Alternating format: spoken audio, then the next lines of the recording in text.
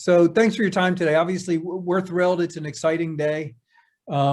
We had a great process. You know, Dave McGarity gave us a gift, and that is a long runway to start being thoughtful about finding his replacement. And so we were very methodical. You know, I was lucky to have Christine Fowler as my right hand during this as the SWA and the executive associate athletic director. She did a lot of the heavy lifting. We partnered with Bowlesby executive search, Kyle Bowlesby out of Dallas, Texas, to help us to keep up with the demand and make sure that the search was as confidential as possible. And Kyle was a great teammate through the process. And then Mike Harity, as well as myself, kind of made up the search committee that led us to what we ended up with a pretty obvious decision in Missy Traversi. She was a phenomenal player and has made a smooth transition into coaching. She's had some phenomenal success at Adelphi as a young head coach. She's also, you know, coached at an institution like Harvard that has unique challenges that we thought would be good experience for her to draw from for her transition to Army West Point. And every time that we had a conversation or a meeting with Missy, we all became more and more impressed with her. Just her preparedness, her organization, her energy is off the charts. And she put together materials to share about her vision for Army West Point women's basketball that it felt like an insider had done. You know, it's unusual for outsiders to understand the unique challenges and the unique opportunities of a place like West Point. And Missy, from her brand of play to her directorships that she'll put together to help lead these young women through their athletics endeavors, as well as supporting them as cadets, just really resonated with the search committee. So we were thrilled to be able to get her. We feel like we've hit the jackpot in terms of getting someone who's seasoned just enough, who's been a head coach now, who's had a couple 27-win seasons. We were able to get her before she was on the national scene, you know, running the show at a Big Ten or an ACC school, which I think she's that type of professional in waiting. So I'll leave it there and happy to take any questions.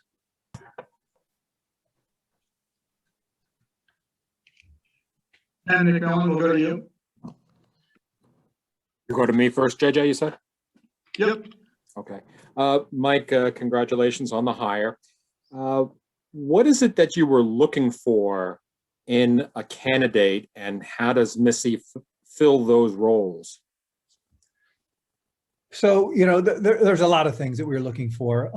We solicited input from the young ladies on the team. So they gave us candid feedback as to the type of individual that they thought would lead us to where we want to go, and that's perennial competing for Patriot League championships. Obviously, there's wins and losses. There's you know, recruiting chops, all of those things. But at the end of the day, for us, fit comes down to understanding the values and the vision of West Point as an institution. As you know, Ken, West Point is not for everybody. It takes a special, unique person to embrace the things that are important to West Point. It takes a unique person to fight through some of the challenges with our cadets, that they'll have other physical expectations that are non-negotiable. And so making sure that we convey those expectations clearly. You know, Missy just checked all of those boxes. So, you know, we created a profile that had all of the things that you would expect on it: high character, experience at institutions that have similar challenges to West Point. You know, and I think working at a Division II school checks a lot of those boxes, because you have to really focus on providing an extraordinary student athlete experience when you're not looking to turn pro, and you're not getting high scholarship dollars. You know, all of those things that we think make a good fit here at West Point, Missy was able to bring to the table. And as far as the recruiting process goes, I spoke with her earlier, and she had mentioned, are you still there? I'm still here, Ken. Okay, my screen changed. She mentioned she wasn't looking for this Army job. This was something that your committee or the search committee identified her and followed through. So obviously she was swayed heavily by her impressions of West Point. Can you tell us, did she have any hesitations during the process, or were you able to clear up any things that she wanted to know about this job? Well, she didn't indicate that she had hesitation. Anytime that you move and relocate and kind of uproot to a different state, or, a different part of the state in her case, there's going to be some hesitation, but I certainly didn't take any. Ken, you mentioned, I thought Christine Fowler, who led the search, did a phenomenal job. We were able to take the profile and the qualities that the team and that we as seasoned administrators thought would make for a successful head coach. And we identified probably 25 to 30 candidates that we proactively contacted to try to gauge their interest, and Missy was one of them. And then, of course, we also had plenty of 30 to 40 applicants who reached out and got involved in the search that way as well. But we absolutely targeted certain individuals, and Coach Traversi kept rising to the top of every conversation. There were several levels to the interview. And so I think she felt comfortable with our leadership. We try to create a family atmosphere where, you work hard, you play hard, you're in a high stress environment, you're working 20 hours in some days. And so it's really important that coaches feel that administration understands those challenges, that we go out of our way to provide and encourage a healthy work-life balance. And, we really hit it off with Coach Traversi from the first round of interviews that Mike Harity and Chris Fowler had with her up until the final interview that included some cadet athletes. It included some of our other head coaches, as well as administrators and support staff. And it was a resounding, unanimous vote of support for Coach Traversi. Next question from Ken Crater. Good afternoon, Mike. Good to see you. Yeah, you too, Ken. Hey, why don't we go over a little bit of Coach Traversi's background from Attleboro, Massachusetts, played at the University of Maine, and then played in Sweden, where you learned a different style of basketball in Europe. Just tell us a little bit about what you saw in her actual basketball play. Yeah, so if you watch that team play, it's kind of like it's a modified Havoc that Shaka Smart. It is 10 good athletes, and that is one thing that West Point has in spades, and that is depth and athleticism. And so we thought her style of play, and several of things that she pointed out is that she doesn't try to force square pegs into round holes. She will play to the strengths of the pieces that she's able to get. Part of her formula that she pitched to the search committee was is to play fearless and joyful as one unit with discipline and composure. And that's kind of what we saw from her teams. That again, it's been over a year since an Adelphi team had the opportunity to play, but that was a 27-3 season with some very talented young ladies coming back. So certainly a very successful recipe. Will it translate to Division I? We certainly believe so, or we would have never pursued her. But her infectious energy and work ethic, she just strikes you as somebody from the minute you meet her. If what she's doing isn't working, she is going to work tirelessly until it does work. And so we have every confidence in the world that the style of play that she's accustomed to, and you're right, she was a gritty scorer as a player, and that's carried over to her. She's a gritty coach with, she described herself as the CEO of the program, and by that she said Chief Energy Officer, and that was very evident from our first meeting. What were your discussions like about the unique requirements at West Point, admissions, Beats Barracks, and for the freshmen, and then the 24/7 environment that is West Point? Yeah, in a lot of ways, Ken, we try to almost scare a candidate away, because the last thing we want is for them to get here and not fully understand what they've gotten into. And so when we identified Coach and a couple other finalists, we go out of our way to say, hey, listen, here's some scenarios that might come up, and there's no exceptions. the cadets are here to be cadets. They're here to learn how to become officers in the Army. And that's what we are always going to stress is first and foremost. So Missy embraced all of those qualities. She loves the challenge. She loves what these young ladies stand for, physically, emotionally, and certainly is supportive of their military endeavors. And so it was great that she understands that. She unfortunately we did not involve Jimmy Allen at the time because our guys were still getting ready for the CBI in the postseason.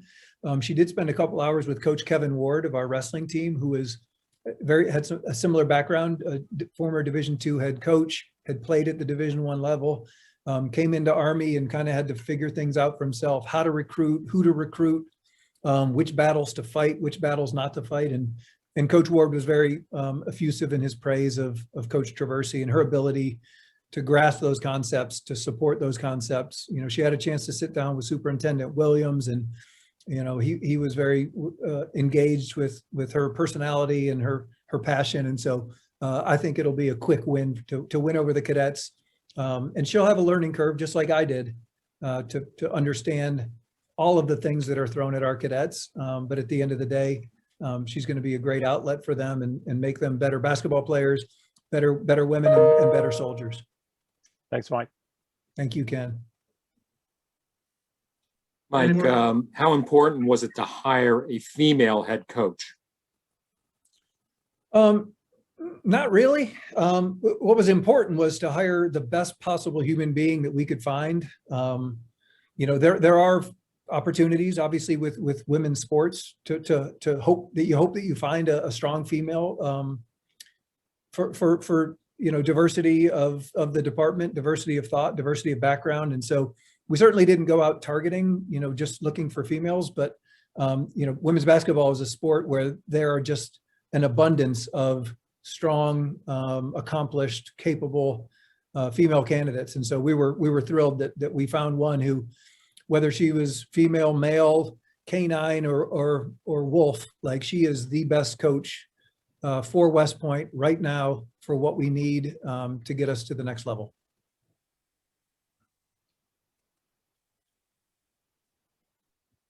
Any more questions for Mike, Buddie? Ken, you're muted. Ken Grazer. Got it. Mike, can you speak a little bit more about what the current team said about what they were looking for in a coach? Well, yeah, they wanted somebody that wasn't going to get here and kind of have to learn on the fly. They wanted an established head coach, somebody who had called timeouts. You know, you see our roster. We are underclass loaded, and with the Warriors that were rehabbing from injury this year, coupled with the plebes and the Yucks who made an immediate impact. As you would imagine, the young ladies wanted somebody who's going to step into this role, know what she's doing, and lead us to a Patriot League championship in year one. And so that was certainly important, you know. And then what you would expect, Ken, it's somebody who's going to hold them accountable, somebody who's going to fully grasp and understand and support them as cadets at the United States Military Academy, who understands that, yes, there are high academic expectations and military training expectations, but we also want to be competitive at the Division I level. So somebody who embraces that, who understands that, and will be supportive on all three of those pillars. But at the end of the day, they want a coach who's going to come in and hit the ground running and put us in the conversation to be at the top of the Patriot League immediately. Thank you. Thank you, Ken. I see our Chief Energy Officer is now on the net. Can't wait to see you in person on Thursday, Coach T. You got it, Mike. Good to see you. Good to see everyone.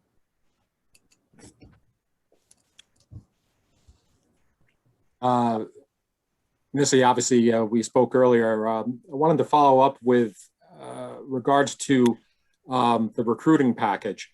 You know, I talked to all the previous Army head coaches. This is a tough place to bring in the athletes because of the academic standards, and you're not necessarily getting the top blue chippers who are going to the high power conferences. So tell me about your recruiting approach and what you expect to bring in here to West Point. I think can you hear me okay, Ken? Yes. Can you hear me all right? I think there's going to be major focus on player development. Our coaching staff is going to make sure that is a key pillar in our recruiting process. Certainly, we want to make sure we're identifying the right athletes with the right talent, with the right skill set, and then bring them in and develop them, make them work within our system. That's what I've done my whole career. That's what I plan to do. It's not going to be easy. It never has been, but I'm up for the challenge. But that recruiting doesn't scare you off? I'll tell you what, I haven't been scared off too much in my career. Again, I think that it's an opportunity, and it's one that I'm going to face head on and embrace. So it's certainly a plus. Did Adelphi have pretty high academic standards as far as recruiting goes? Yes, and Harvard did as well. I've worked at both institutions. So yes, I am familiar with recruiting high academic, and there are challenges that go along with that. But you're also getting a student athlete that is highly motivated and strives for excellence. And that's the kind of athlete I want to be around. And Coach, hi, I'm Ken Kreitzer with Sons of the American Legion Radio and WVOX in New Rochelle. Good to meet you.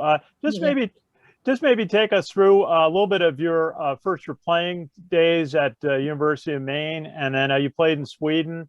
And just tell us about what it was like when you were playing basketball. Wow, yeah, it's been a while. It's been a while. I played at the University of Maine for Sharon Versup. It was her first head coaching job. She's now at Purdue.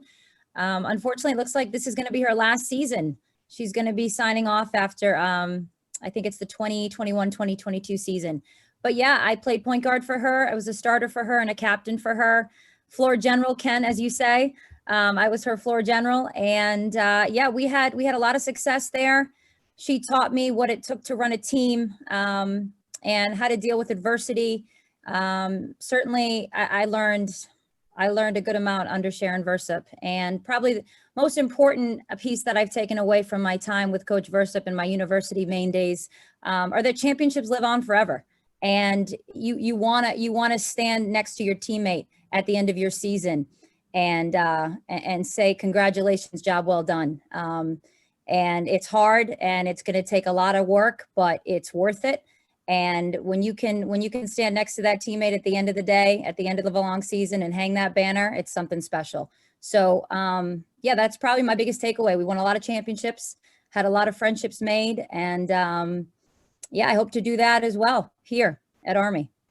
Very good. Maybe if you would, Coach, take us through. You started in high school coaching. You had the year at Harvard, and then Attleboro, and then moved into college coaching, and then the Adelphi opportunity as a head coach, had success there. Just tell us a little bit about your evolution as a coach and those different experiences.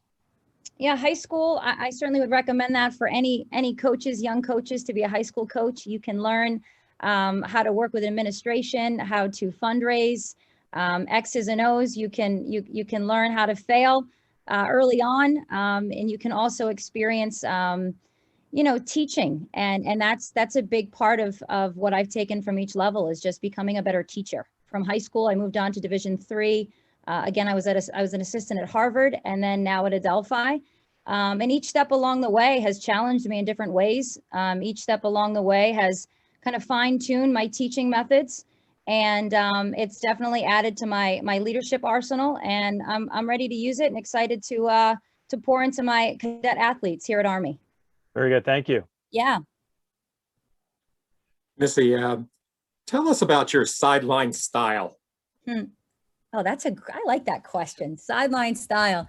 Don't lie. I'm not going to. So what you see is what you get with Missy Traversi. And I am all energy and all passion and all heart. You're going to see the emotion. You're going to feel the emotion. There's a time and place for poise. I believe that. But I like to be around energy-giving people, and I believe that's who I am. And I'm certainly happy to give that energy off.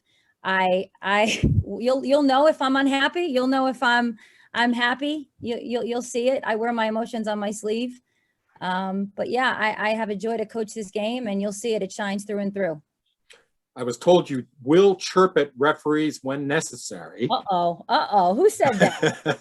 Who said that? I can't reveal that just yet. But also, do you find yourself to be are you always coaching on the sideline? I mean, are you calling instructions Are you going on the bench and talking to the bench players and say, hey, do this, this, and this? Are you very active over there? I think that's an area that I've grown in. I think early on I tried to do too many in my coaching career. I tried to do too many things during the game. And now I've moved to more of just the in-game coach. When they're coming off the bench, I'm positive, I'm encouraging. I try to give them one or two little pieces to correct them, but then I let the assistants do the job on the bench. And I wanted to ask you about that. Talk about the role that your assistants do play for you. Yeah, no, that's evolved. So at Adelphi, we have an offensive coordinator and a defensive coordinator. So I had someone running our defensive on the defensive side of the ball, and they were in charge of calling made or miss defenses. Offensively, I ran our offense. So in-game situations, time score situations, those were on me. And I was calling most of the plays with my point guard. So that's how we operate here at Adelphi. I want to do things similarly. I don't want to change too much. I know this is a different level, but basketball is basketball. And I've proven that I can win, and I know how to win the right way. And that's the same attitude I'm going to bring here to Army West Point. Coach, maybe just ask you what you've learned about West Point so far. It's a different place to be a coach. The experience for the cadets, they're learning to be future Army officers. There's basic training. There's summer military training. They wear a uniform. What is that? What have you learned about that? All those aspects of West Point so far? I've learned that I have a lot to learn. That's what I've learned. It's humbling. It's new. It's a bit nerve-wracking at times, but I try to lean into it. I was talking to Ken earlier. I think it's important to lean into that discomfort, and I'll learn through the cadet athletes. They're going to be right there with me. And I've heard from my players. They've reached out to me. Hey, Coach T, anything you need, let us know. We're happy to help you. We know the academy can be challenging and different for new people. So we're here for you. And I'm going to tap into those resources. I'm here to coach basketball, but I want to learn what these cadet athletes are doing every day. I want to shadow them. I want to see what steps they're taking. I want to be a part of their journey, and I'm excited to do that. Good. Missy, when the Army players see your background, and especially going to the NCAA tournament, although it got cut short in 2020, 27 win seasons, does that bring you a little bit of, is that important to bring a little credibility to your upcoming players? Ken, I think it's cool that I've had those experiences, and I want them to look at them and be confident with their next leader. But I also want them to know that, hey, it's our time now. This is about Army women's basketball. And I am going to dive into this just like I've dove into every other job. And it's going to require us all to do things a little bit differently. And I'm going to challenge them. I'm going to encourage them, but it is about us now. So I'm trying not to focus on the past. I'm trying to leave that where it is. It's part of who I am, but it's all about Army now. And it's all about what we can do with the pieces that we have. And we've got some special pieces here. That's for sure. Speaking of that, I'm sure you saw plenty of Army tape.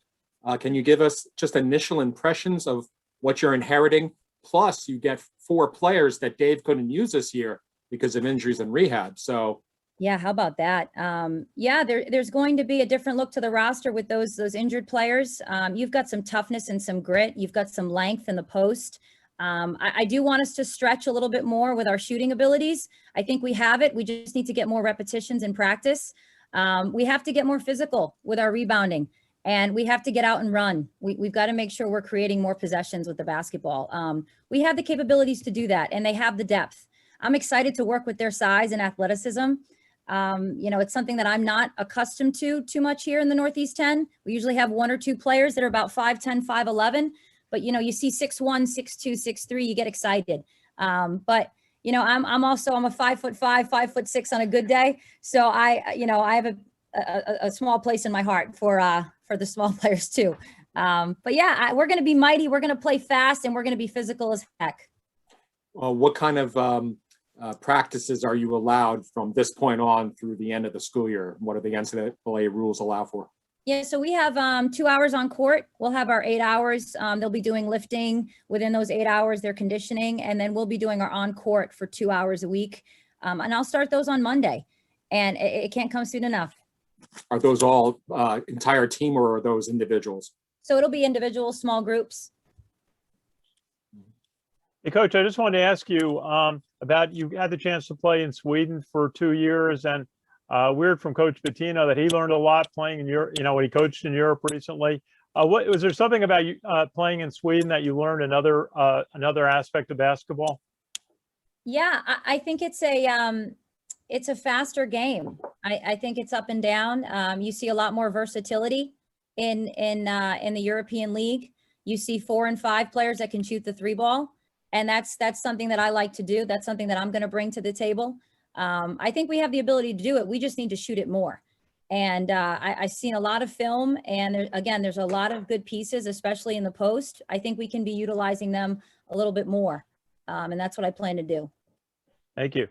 Yep. Other than the coaches that you've played for, Missy, who are your basketball coaching influences, both from the men's and women's games? Yeah, I like that question. How much time do you have, Ken? I have a lot. So I would say on the women's side first, obviously Sharon Versup, I played for her. But beyond that, Jennifer Rosati, she actually was coaching at Hartford for 17 seasons. She was a point guard for UConn, followed her growing up. Dawn Staley, South Carolina. She's definitely, I've heard her speak many times. On the men's side, Ed Cooley from Providence. I really enjoy his transition offense. I've pulled some things from Ed over the years. Gosh, I'm trying to think. Yeah, Texas Tech on the men's side, their defense, their half-court defense, keeping everything on the side of the floor, not allowing middle drives. And then the European ball screen offense is actually something that I took from a couple of coaches overseas, and I've used that every stop along the way. So I've kind of picked a little bit of everything from everywhere I've been, and they've been a part of my building blocks and my growth as a coach. How about players that you admired while you were growing up? Players I admired while I was growing up. Well, this is an easy one because I was a Michael Jordan fan, and I was the kid that had the Michael Jordan shoes every year, the same the sneakers every year they came out. I had those, and my father, God bless him, he always made sure there was money in the bank for my Jordan sneakers. I had them every single year. Outside of that, I was really into the Chicago Bulls, Scottie Pippen. That was, that was big for me back then. How does a New England girl be a Chicago Bulls fan? I mean, I'm sure the Celtics people are probably crazy about this. Because Michael Jordan was electric, and he made his teammates better, and you couldn't help but watch. And I became a fan very quickly. And yeah, that's the Michael Jordan story. How does a 5'5" girl, and I'm sure you were smaller growing up when you took on basketball, how does she get into basketball and be successful?